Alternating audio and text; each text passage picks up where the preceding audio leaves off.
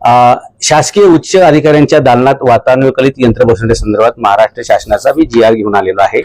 ज्यांचा पगार S30 श्रेणीच्या खाली आहे किंवा त्या समकक्ष आहे अशा कोणत्याही अधिकाऱ्याला इन्क्लुडिंग जिल्हाधिकारी, कमिशनर, अतिरिक्त आयुक्त अशा कोणत्याही व्यक्तीला आपल्या कार्यालयामध्ये AC बसवण्यासाठी शासनाची मान्यता परवानगी नाही.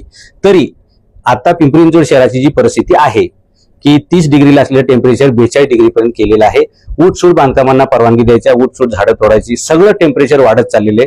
त्याच्यात भरीसभर 4-4, 5-5 तास लाईट गायब होते. सामान्य जनतेचं दुःख काय आहे हे ज्यावेळी मी बघितलं त्यावेळी मला असं वाटलं की जे दुःख जनतेचं आहे तेच अधिकाऱ्यांना सुद्धा कळलं पाहिजे आणि ते कळावं यासाठी कागदोपत्री त्याला आधार असला पाहिजे. म्हणून अशा प्रकारे कोणत्याही जिल्हाधिकारीपासून ते कमिशनर पर्यंत कोणत्याही, आणि त्याच्या खालचे तर सोडून द्या, त्यांना तर अजिबात अधिकार नाही, अशा प्रकारचं AC लावणं हे कायद्यांना परमिशन नाही, ते बेकायदेशीर आहे. म्हणून हे सगळे AC काढण्यात यावे. रयतेचं दुःख काय हे लोक अधिकाऱ्यांना कळावं आणि ज्यांनी हे AC खरेदी केलेले आहेत त्यांच्या खिशातून हे पैसे वळते करून महापालिकेच्या तिजोरीमध्ये परत जमा करावे. अशा प्रकारच्या आदेशाची प्रत मी आपल्याला सुपूर्द करत आहे. याच्यावर ताबडतोब कारवाई झाली पाहिजे. मी परत 2-3 दिवसांनी व्हिडिओ काढायला येईल की कोणाकोणाच्या केबिनमध्ये AC राहिलेले आहेत.